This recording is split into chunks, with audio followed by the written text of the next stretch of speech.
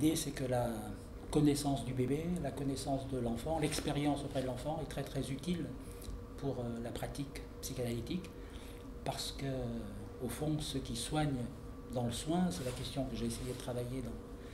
depuis un certain nombre d'années dans plusieurs ouvrages, ceux qui soignent dans le soin, ceux qui soignent, ce qui permet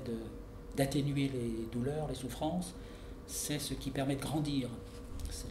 On pourrait dire que le soin suppose un processus de croissance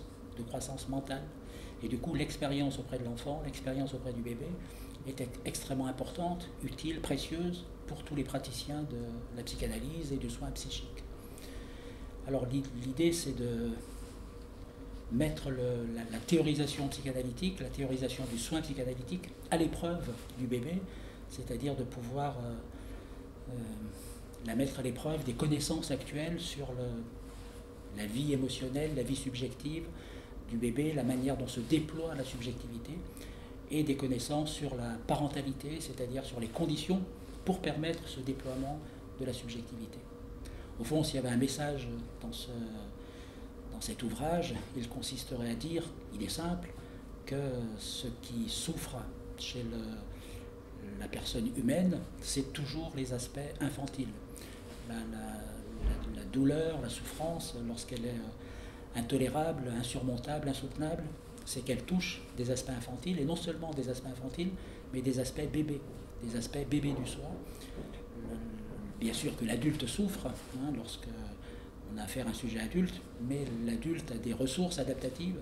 et lorsque cette douleur est insurmontable, lorsqu'elle est harcelante, lorsqu'elle est violente, c'est qu'elle touche des aspects infantiles, voire des aspects bébés. C'est pourquoi l'expérience auprès du bébé, l'expérience auprès de l'enfant est très précieuse, très utile, parce qu'elle permet d'être sensible, elle permet de repérer, de comprendre, de s'approcher, d'explorer ces aspects bébés du soi, toujours vivants, toujours actuels, parce que l'infantile, c'est pas du passé, l'infantile, c'est du présent, qui est toujours là, toujours actuel, et qui peut vivre des expériences douloureuses, insurmontables pour l'adulte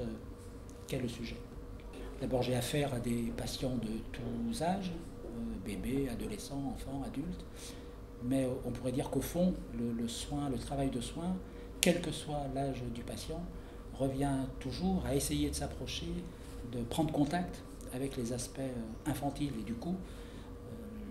l'idée, c'est d'être sensible, de voir, d'observer, de pouvoir repérer le bébé qui est toujours vivant, l'enfant et le bébé qui est toujours vivant à l'intérieur du patient. Et c'est à lui que va s'adresser le travail de soin, d'accompagnement, d'aide, qui consistera à essayer de comprendre les expériences douloureuses que vit cet enfant toujours vivant à l'intérieur de soi.